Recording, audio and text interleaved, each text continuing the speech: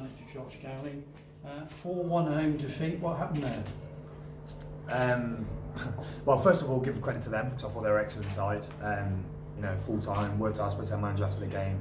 They were a decent side, that's for sure. But I mean, you look at, I'd say 3 of the goals, and they're pretty poor to be honest. I mean, the first one, we've got to do better with the free kick. And then obviously Mitch just hung on to the ball a bit too long.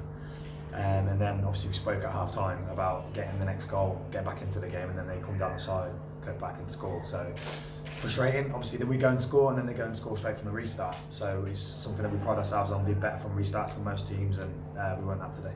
What happened with that first goal? It was a bizarre goal for me, it just looped in. Everybody seemed to stand still. I think Brandon's organising. I think he's probably got his start position wrong, and that's why it's gone in near post. So, but hey, it happens sometimes. We were like this last season, weren't we? We were conceding bizarre goals a little bit at the start of last season. And to be fair to them, they've had opportunities and they've been clinical. That's what I would say. They've been really clinical with the opportunities we've given. The Fylde contingent have been saying that Hereford played really well for 25 minutes of the first half, and it was the second goal which probably shouldn't have counted because it was handball. Didn't matter. We took too long on the ball. So the rest played advantage and we took too long on the ball. Simple as that. So can't blame the ref for that. It's down to us. The ball's been played out. We've got plenty of time on the ball and we've dillied on it, and then obviously that's why they've scored. So look, we played well first half. I thought if you come in at half time 1-0 up or 0-0, then it's probably about right.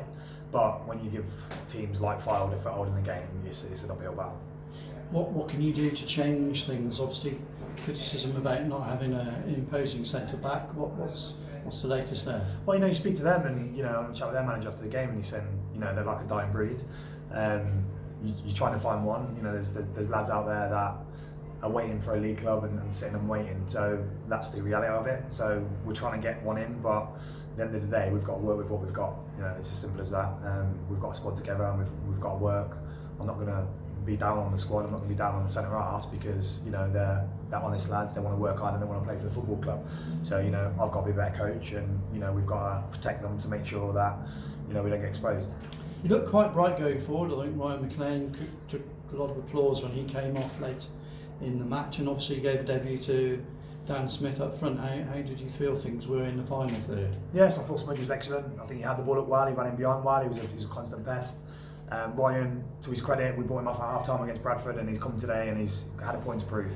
He could have scored early doors at the bar, didn't he? And he worked hard. He was relentless, and especially first half, he gave that right back some real trouble. So yeah, I mean that definitely pleasing. We probably flipped it. Last year we probably built from the back and were solid and probably didn't create as many things as we were like. And this year we've obviously lost 2 centre halves, and then we're probably more attacking, but then we're conceding goals the other way. But what I would say is the goals are lapses and concentrations. The goals aren't necessarily because we haven't got an imposing centre half. If you actually look at the goals, they're just individual mistakes.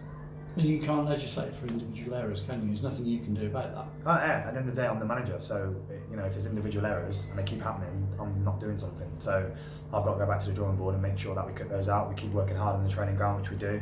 We put a lot of detail on things, and sometimes that takes time. And I think sometimes when that takes time, sometimes you're thinking about things and you switch off for a second, and that's where the goal is. So it will come. It will come.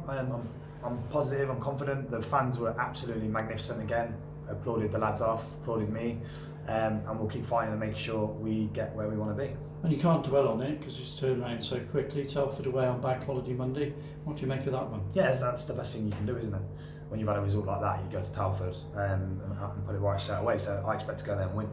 So I expect that we've got to switch in our mentality slightly to make sure that we're more focused in those little moments. I say to the lads all the time, it's about those little 2 seconds.